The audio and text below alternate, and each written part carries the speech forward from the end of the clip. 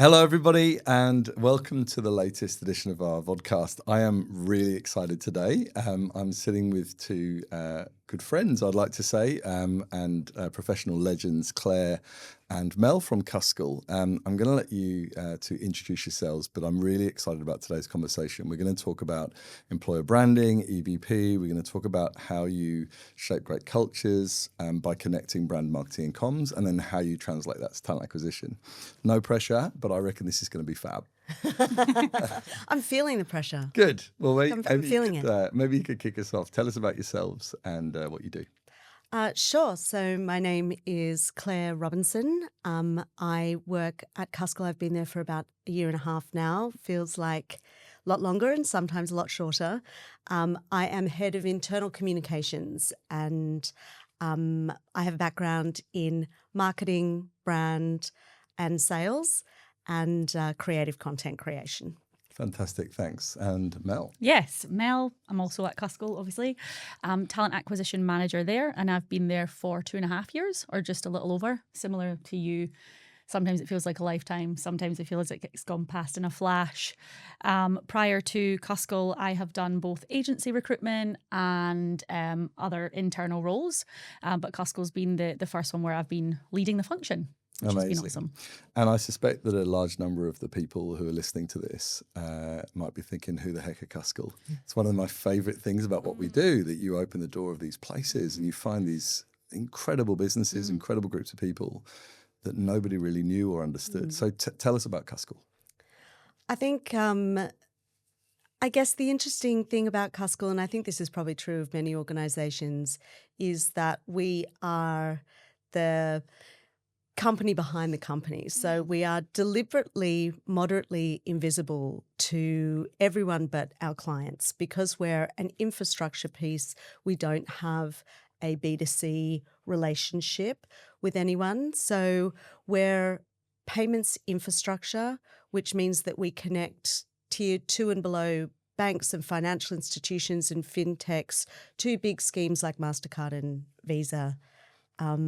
What I didn't know when I first joined was that there are 5 organisations in Australia that can do what we do. They're the big 4 banks and us. So we are the OG underdog. Yeah, we are the 5th largest bank you've never heard of. And I should say it's Cuscal, not Costco, because I often get that when I'm on the phone to candidates. I'll say Cuscal, and they're like, "Oh no, I didn't apply for a job at Costco," and I'm like, "No, Cuscal, yeah." And with your accent as well. Yeah, it can be tricky. Yeah. Interesting. And so again, super interesting. You're saying that from a commercial point of view, certainly until now, you haven't needed huge visibility necessarily. Correct. Yeah, I think that over the 60 years that we've been operating, there was really only 2 choices. There was a big 4 or a credit union. And when the credit unions merged in the late 50s, early 60s, that's when Cuscal was born. And we were kind of the antidote to a whole group of Australia that did not have access to money. And these were working class people, they were regional people who had no banking representation. So when the credit unions merged, it was this really egalitarian approach to money and how it moves and who has access to do basic things like buying a house or buying a car. So super interesting. So from a client point of view, you play this pivotal role, haven't always needed or pushed for that high visibility. From a talent point of view, you need to attract really great people. You need to keep people engaged. Who works for Cuscal? Yeah, I mean, it's very interesting, and I think it's curious people. It's people who, want to be at the forefront of technology. It's payments experts. It's, we've got a real sort of variety, don't we? I think it is a mixed bag by nature because there is a certain type of person that wants to work in the underdog. Yeah. And they want to have all of the access to new frontiers in technology, but they don't necessarily want to be beholden to that rigid corporate structure of one of those large corporate Australia institutions. Yeah. So, engineers are obviously a huge part of our business, and we get engineers from all over Australia who want to work in an organisation that does things a little differently. And being so old, there is this opportunity for Cuscal to be really buttoned up and boring, and actually, and prior to the last 12 months, I would argue that we probably were a little bit. But what lies in the centre of Cuscal is this beating heart of innovation and the idea that you can transform and evolve and continue to evolve over time. And I think that attracts a certain type of weirdo. Yeah, for sure. And I think people want to work for us because we're this business that is not huge, but we're not tiny. So you can have a real sort of end-to-end role in the overall goal of what it is that we're trying to do. You can have, I tell people you're a big fish in a small pond rather than, a small fish in a big pond, where you're really owning things end to end. Your role is far broader. There's so much more opportunity. And yeah, I guess the influence that you have as well is greater, and the recognition as well. Amazing. And I think if we bring that back to we always say employer branding is a business solution to a business problem. And from an employer branding point of view, it sort of connects all this together, right? So we know that you, especially Mel, you need to attract great talent, and you've got a brand awareness challenge, which is people saying, well, who are you? Unless they're already in the space. You've got that interesting combination around, I want to attract people who respect what's gone on before and the nature of what we do, and I mean, I think people who just run at walls trying to knock them down, that's not going to work. You need to be quite diplomatic and pragmatic. So you need to attract the right talent. The retention piece, obviously, you want to keep top talent, and you have really smart people in your business. The third one, though, is the one I really want to ask you about, which is this change piece. Thinking about your current team and your internal staff, but also as people come in, that idea of, so glass half empty is, we're in flux, we're changing, that's a real challenge. Glass half full is, wow, what an opportunity, right? To take something that's super stable. We did your EBP, of course, and I remember the first time I spoke to our team about, what have we heard from their people? First thing they said is, they are so performing. They are high performing. This is a high performing business. And the second thing I heard was, but there's a need to change. Tell me about that. From a talent challenge, what is that problem that you're trying to solve? What is the opportunity you're trying to grab? So I think we are trying to build a culture and a capability that, helps drive the business forward. I think that what we're not very good at doing is resting on our laurels. Over time, there is, I think, everything that we built today, only 15% of that we were building 15 years ago, right? Interesting. So we have 85% of our business is completely different to what it was 15 years ago. And that has happened 4 or 5 times, and it will continue to happen. I think the thing that has changed most significantly is, of course, how rapidly change is coming about. So with the advent of digital payments, with the overwhelming presence of fraud and scams, and with AI, if you're not a business that has the mindset and the flexibility to evolve and to be agile and nimble, even in a highly regulated environment like ours, then you aren't going to be here in the next 15 years, let alone the next 5. Yeah. Wow. That's huge. Yeah. So I think. So that's what needs to change. Yeah, is for sure. We're good at doing lots of things, but our hunger and desire to do the next thing is what's going to keep us a sustainable, profitable, awesome business. Yeah. And that proposition is also really attractive to a lot of people who are looking for careers that want, Yeah. exciting stuff to happen. Like, I think engineers, they don't want to be patching legacy systems. They want to be building cool new stuff. And So true.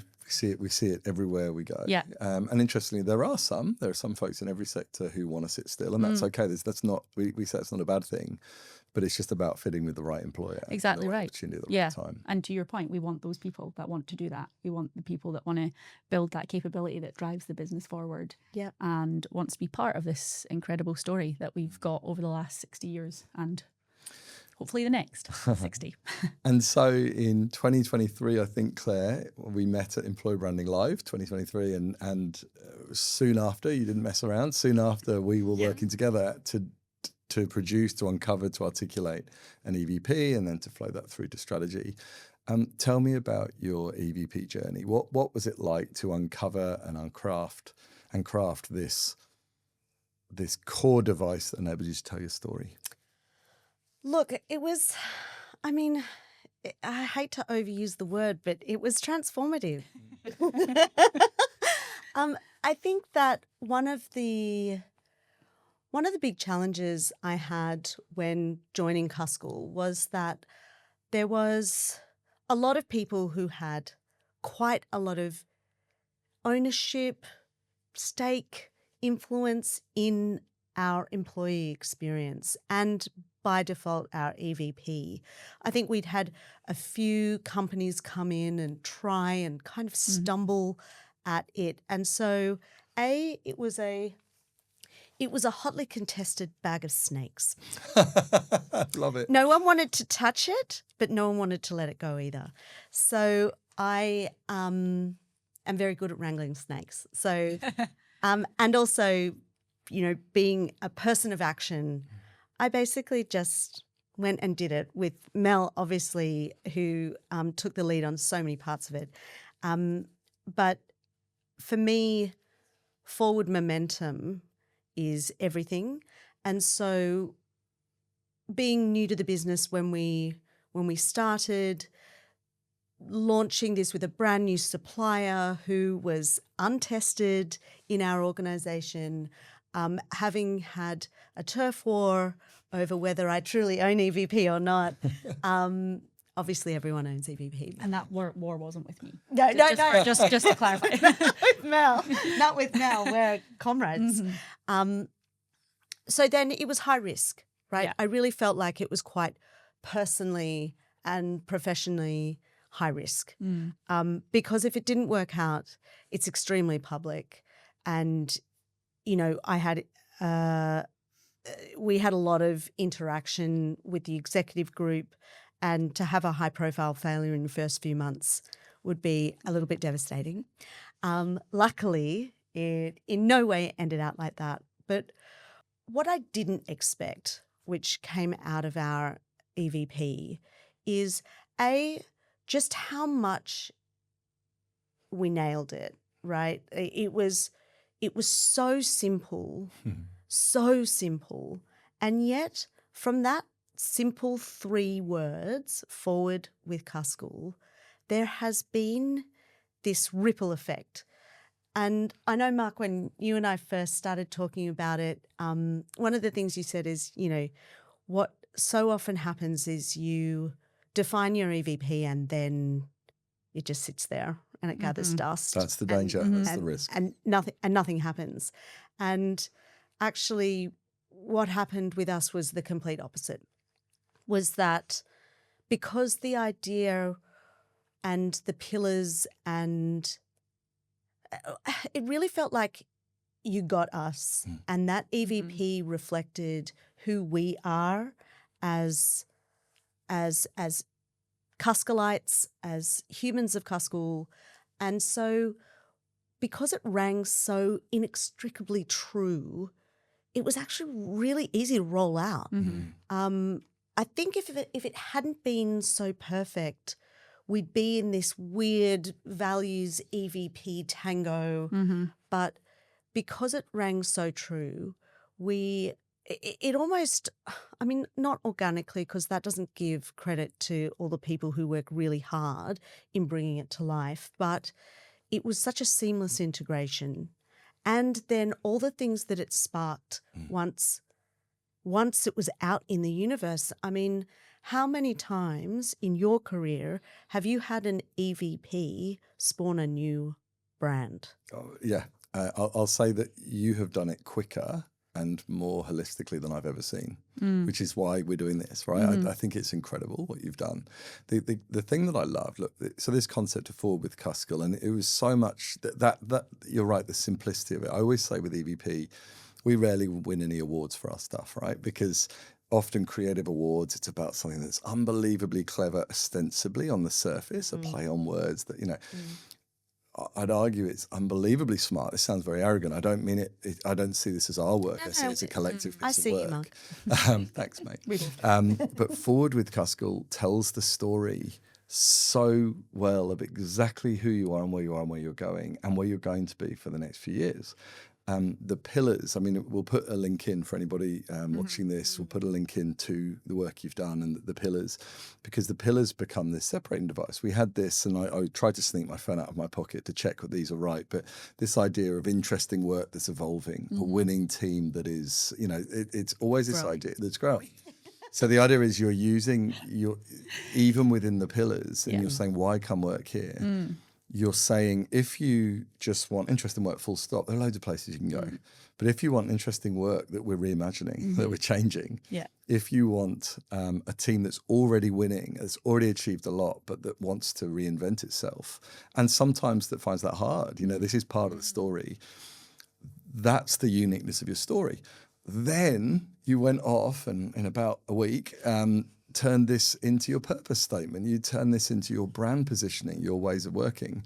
It's a dream come true for someone who does what I do and what we do. It's not always, I will say, it's not always something everyone should do. There's a couple of things. One is it the right device for that? But the other one is, do you have the capability and the intentionality within the business among your senior leaders to really do this? But what you did, I think, is remarkable. And we're early on at this stage, right? We're still waiting to see this take shape. Yeah. How has it gone for you in terms of talent acquisition, Mel? What are you seeing and using that message for with Cuscal and this duality of the strength and performance that is moving and changing? Yeah, I think it's been super helpful to have a crutch that helps me walk the walk. So like for the longest time, I've been the one on the other end of the phone, talking the talk, telling people why they should join Cuscal, why it's so amazing, this incredible journey that we've got, who we are. To your point, we're the underdog, we're this brand behind the brand. And so it's just so nice now to actually have a fully blown EVP that I've been, that we've been wanting for so long, that is so true and so it just, it's everything about it is us. And I think our employees resonated with it because we included them so much in the process. And I think, to your point, you mentioned earlier that we've had a couple of times where some businesses have come in and they've tried to cultivate an EVP and it just hasn't really taken off or gone anywhere. And I think that's because the employees have not been part of the journey, whereas we've really made it, about them, and that's why it's come out and why it's so, it's been so true and so awesome. And for me, it's just, like I said, like it's usually just been me on the other end of the phone trying to, tell people why they want to join Cuscal, whereas now they've got a place where they can go on our website, they can read about people that work at Cuscal and the journey that we've been on and the journey that they've been on, and really truly understand what it's like to work at Cuscal and why they should come and work for us. It's incredible to have that now, rather than just being this one person that's like, I promise you, we're all these amazing things, like now we've got it there and it's easy now for people to see. A lot of TA folks out there, talent acquisition folks will agree with you. You're the cheerleader and you're constantly trying to, what we often find is it's the sharpening, the consistency. It's a clear message. You feel backed up because it's on the site and it's on the assets. But critically, what a lot of recruiters will tell us is, I could say that, but I would spend a lot of time trying to articulate that. Whereas the key with, and you'll know with obviously all your background and expertise, Claire, it's the ability to really clarify the message and be clear. Yeah. And one of the things that I think has helped Cuscal internally as well as externally but our existing employees, this acknowledgement that we're not perfect and we haven't got it all completely right yet, but we're trying and we're on the journey. The reason that our EVP has been so difficult before is because there hasn't been this acknowledgement of the warts and all, you know? And then when you don't acknowledge that, it starts to ring really untrue, especially for people who are in the business and dealing with the warts. Like, obviously, you put on your best jacket when you meet new candidates, but when the hoodies come on, it's got to still feel like us. It can't be a surprise. And that's fascinating because and it wasn't just admitting the flaws or owning the mistake or the work in progress. I always say an EVP should be a magnet to attract and retain. It should be a compass, as a blueprint to say what are we investing in terms of the employee experience and culture. It should be a call to arms. And again, you probably have the strongest example of that I've seen.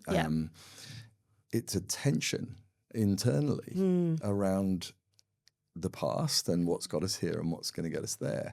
So how is that EVP? And it's on your walls, on your amazing new offices, it's in the stuff. How is that? What role is that playing internally as a I guess a vehicle for the message? Look, we have kind of realigned a lot of our programs of work around our EVP pillars. Initially, that started off with my neck of the woods, which is communications, our internal comms channels, trying to tell stories to bring these ideas to life rather than to talk about the ideas. It's about this storytelling piece. The next phase is really about, and so we've rolled it out across all of our town halls and all of our enterprise-led messaging. We have it on our digital displays. We've now structured our internal awards, our employee recognition around our EVP of Grow and Transform. Love that. EVP and your values, right? Yeah. So we have super cool. We've got 7 awards, 4 values, 3 EVP pillars. Again, I've never heard that done in Australia. Never heard somebody have their EVP pillars as award categories or themes. So as we are actually award winners ourselves. Of course. But it was the first time at our recent awards at Art Gallery of New South Wales that we had our EVP awards, and gosh, they resonated well. I think it really demonstrates to the business that these are the attributes that we value and that if you're aligned to this mindset and this way of thinking, then you will go far. See, that's what I love. I think that you're a business that is it's interesting because you're moving and you've always moved and progressed, but you're quite patient and diplomatic and you're not a nasty business. You're not aggressive. And actually you need to respect the past and some of the pace. But the one thing that you are absolutely unwaveringly, unapologetically fixed on is forward. You know, and if you're not up for that, don't do it. Exactly. And I love that message. Yeah. And so, you know, when I think about sort of what's happened up to this point and then what's next, you know, we're really starting to structure our onboarding around our EVP pillars. And this is where Mel and I will be absolutely joined at the hip, if not the brain. Yeah. Because we've got a great presence of our EVP and what it's really like to work at Cuscal in the TA, sort of that external piece. We've got really good, strong EVP in our internal piece, and now there's a bridge that we need to make to ensure that that transition from outside to in. Is so seamless and so joined up that you, in your first month, truly understand kind of what our values are, how we work, which is our ways of working is also a new piece that we have completely involved our EVP in. And then what it takes to succeed. And Mel, Claire touched briefly there on storytelling. How important is storytelling in attracting talent? Hugely. Again, I think it's back to that point of, you know, you can only tell someone so much, and then when they can go and actually see it for themselves and see, you know, this is, you know, John that's worked at Cuscal, this is a journey he's been on. They can actually physically see what that looks like or what it could look like for them, you know. And I think it's important, particularly as, you know, well, LinkedIn is the place to be for anything careers, anything, you know, if you're looking for a new job, that's where you're going now. And so I think it's hugely important that we are able to articulate what it's like to work at Cuscal through posts there as well, through storytelling there. Not just about, you know, here's John and this is his career, but, you know, to your point, here are some of our people that have won these incredible awards, and this is what the awards were for, and this is what that means, and just sharing what it's like to work at Cuscal through that storytelling piece. Yeah, it's hugely important. It's super interesting. I talk about storytelling and content a lot. People automatically think to LinkedIn or social media, and I think it's huge. We can talk about that. But I talk about how storytelling in every facet of people and culture and leadership and connection with anyone. One of my favorite things I ever did, I worked with a pretty traditional on the tools business that was trying to hire basically plumbers, and one of the bigger issues is that most of the talent they wanted would have had to take a pay cut to come to them. And these are people who very much prioritise. And we analysed, we looked at it, and you took a pay cut, but there were other benefits. And critically, within a short space of time, you got promoted, you got more opportunities. And we literally worked with a team of recruiters who were pretty green. And we had, it was almost like objection handling for salespeople. We had a piece of paper that they used when they were cold calling or screening candidates and trying to convince them. And because they said that we consistently have people saying, no, you pay less, I'm not doing it, they're shut down. And they would say, oh, you remind me of Sarah, or you remind me of Ahmed. He came to us and he said the same thing to me, and this is where it went. So telling the story to create understanding and empathy is for sure. And I think I have to do that on the daily, right? And I often use my own experience at Cuscal to describe and to tell that story, you know, the opportunities that I've had since I've been there. That's right. So again, you're cheerleading based on because you're a hugely positive advocate, and that's wonderful.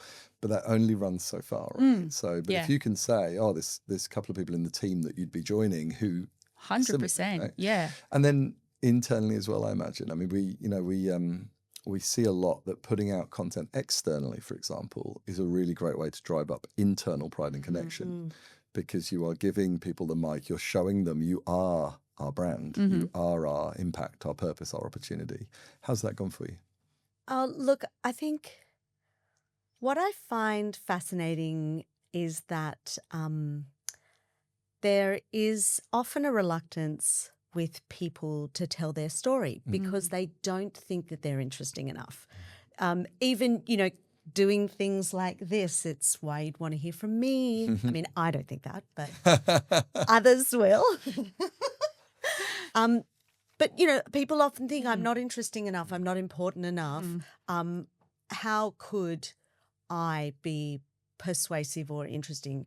And that's what we discovered at Cuscal as well, is that so many people were reluctant to participate in employee stories because they didn't think that they had a story to tell.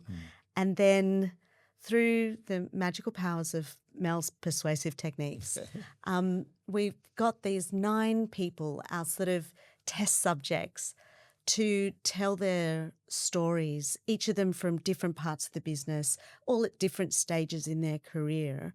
And honestly, I've watched and read and listened to these stories over and over again, and I'm fascinated. Aren't they brilliant? I saw them the other day, and it feels amazing to see that level of authenticity. So good. They are so good. And what I'm hoping is that this begins kind of a wave of interest and engagement where for those people who don't feel like their departments are being represented or their stories are being represented or their life experience is being represented, that's what I'm hoping this will launch is, instead of us having to go out to find stories, the stories will actually come and find us. For what it's worth, I see it consistently, and I see it in environments where you really wouldn't expect it. You know, council workers who had never put their hand up for anything HR or culture or comms related, and you involve them once or twice, you show them they have a voice and that actually what they're saying is immensely interesting and useful. And then they're the first person to put their hand up for the next one. Yeah. And another one is they think it's all about them, and actually, no, it's about, well, at the start, it's about having an opportunity to celebrate the people around you and talk about other people. But also beyond that, this is about how do we really elevate the awesome work behind the scenes, behind the product and the project and the service. And how do we go out there, and when we are recruiting, how do we ensure we attract people to come and join this organization who you want to work with and who are going to add value and who are going to be able to thrive here? Because people often forget, you know, the classic is a manager says, oh, we're hiring, does anyone know anyone who's looking? And you think, no, not really, you know, versus sitting down with that team and saying, we're about to let somebody new into our team. Who do we need? And why should they? How can we go out there and find these people? It's a different level of advocacy. Yeah, for sure. I don't think people actually realise realise that aspect to my job. It's not just a case of we need a set of hands. Like, there's particular skills, particular capabilities that we're looking for, particularly at Cuscal. Like, I don't think we should be afraid to say, came through in our EVP, that it's not for the faint-hearted. You know, it's really, you know, for the right person, it's an awesome opportunity. I love it. I love that ambiguity. I love that, you know, what does the future hold? You know, what opportunities are out there? But for some people, that's scary. It's like, oh no, I like my lane and I want to stay in my lane. And, you know, if that's what you want, I not really the place agree. for you. I was talking about this the other day, actually. There's also if you want this, come to us. If you want that, don't come to us. And that's great. But there's also mode. I think somebody could be they could be in a role right now where they have quite a strong sense of routine and repetition, and they feel that's what they want. If you tell the story and inspire, then they get to move themselves into that space and think about it and experience it a bit. And that's what those videos, when I watch those videos, it's like a magnetic mirror, right? For the right talent. You'll come in, connect with a person, see that they're very, very ordinary people in terms of how they speak, just like the rest of us. And of course, no scripts, right? Yeah. So that it's authentic.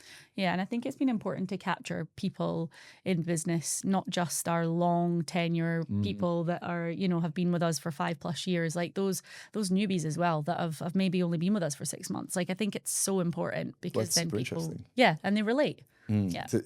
People these days, if they're looking for a job, they don't expect to be with you for 20 years. No. So when we constantly roll out Margaret on her 50th wedding company anniversary and give her a clock or whatever, and I want to be clear, longevity is amazing. Those milestones are incredible. Yeah. But actually, to really connect and resonate with somebody, you need to speak to this person's just done their first year, the second year. I've been here 2.5 years, and these are the 3 phases of my life here so far. Yeah. I would love to talk to you as we move towards the end about the link between talent, culture, HR, employee experience, recruitment, retention, and brand marketing comms. You know, it's probably the biggest missed opportunity I see in organizations. And it's something that my team and I are trying to crack every day. You two obviously work very closely together. I know that others across the HR and then the marketing side are involved as well. Tell me about the tensions. Tell me about the challenges. Tell me about, you know, what's gone well. Tell me whatever you like. Tell me about connection between those things. Yeah, look, I think that there is tension for sure. It's complicated because to have value and to feel like you've got ownership over something normally means you have full purview. But I think the relationship between brand, people and culture and communications is really about learning how to share. And it's about understanding that we do all actually have the same goal. Yeah. And our goal is forward, right? As an organization, as a talent acquisition, as a people, as a engineering team, our goal is to move forward. And we are aligned on that. So that has been, I think that's been one of the, and it's not just our EVP, it's our 5-year strategy, it's our executive leadership team, it's our listing on the ASX, it's all these kind of big hallmarks that have happily clicked into place at the same time that I feel like brand, marketing, comms, TA and people and culture have sort of never been more aligned. Yeah. And, to be honest, I think part of that is to do with the individuals involved. What we happened to get was Mel in TA, me in comms, and a colleague of ours, Nikki, in brand, who all have exactly the same ambition. It's just to do great work and to do it in a way that makes sense. And Super interesting. And if you take the bigger picture, I've said this many times, but there's no better way to win clients or keep clients engaged than to elevate the people behind the stuff and how much they care about the client and about the work. And yet, and I guess the thing I wanted to say is that's a testament to you as 3 individuals. It's also a testament to Cuscal because there are many CEOs that are saying to their CMO or their head of brand, customer only, I don't want you involved in anything else. Yeah, and I think, traditionally that has been the case. And so from a TA perspective, before Clare joined, before we had EVP, it was so difficult to try and get the airtime on any content that went out about Cuscal, about our people, what it's like to work here, even just sharing jobs on LinkedIn, like, can you post this one from the Cuscal page? It was a challenge because it was, to your point, if it's not for the customer, then we're not interested. We exist purely for that. So it has been challenging, but I think, to your point, having the right people in the right roles who can see those benefits has and look, we've still got a way to go. We're still fighting for spots in the content roadmap, but absolutely. And I think if we had solved all our problems right away, then I wouldn't have a job. So no, I'm okay. I'm okay with us chewing on this one for a while. The interesting piece you said there as examples, sort of trying to get a job posted on LinkedIn, things like that. Part of the challenge is sometimes we're asking the wrong questions. You know, so a recruiter will say, "It's annoying. I need to fill this vacancy." And the marketer running the socials says, but if we post one vacancy, it's not going to be that relevant to mass audience, which is absolutely true. And so again, this is what we're working on strategy-wise, right? It's saying, how do we sync together our storytelling and our posts? Every post that is designed for customers should also have massive elevation opportunity for talent recruitment. Every time you're celebrating your people and your culture, what a great way to have a message for clients. But it's getting better. But over the years, we've seen too many organisations that inability or unwillingness to really connect and start with the big goal hasn't been there. So I can't wait to develop that with you and keep on going. Yeah. I mean, the good thing is that I think when I started, I walked into Cuscal going, oh my God, there's a lot to do. And 18 months down the line, after achieving so much, I'm like, oh my God, there's a lot to do. Yeah.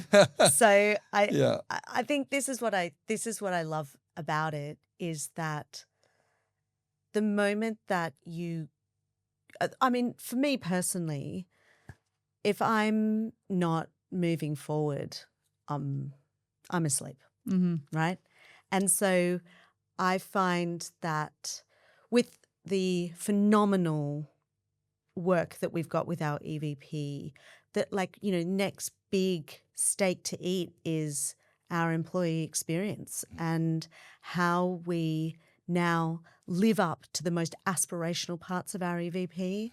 How do we change leadership styles and training, and how do we roll out programs of work to ensure that our people leaders know what it's like to create a team that is transformative. This is the next challenges is, now that we understand the EVP, now let's make sure that those very big aspirational pieces, we've got these systems and processes and stories in place to ensure that our people leaders can live and breathe it. So good. And you're doing that by unapologetically building as you go. And people often say, oh, we're not ready for an EVP because we're not perfect or we're not great. I'm like, no, now's the time, because yesterday was the best time and today's the next best time. What we often say is people are good at telling stories about the past, but not, and quite good at telling stories about the future, but they're not very good at telling the story of today and what's happening. That's what it feels like. That's what you're doing with what's on the walls, with what's going out there. For anybody listening to this, check out Cuscal's careers pages, have a look at their stuff. I think you're a fascinating business. It was a pleasure, obviously, partnering with you on this stuff. Thank you so much for your time today. I appreciate it. Oh, likewise, Mark. Thank you. Cheers. Thank you.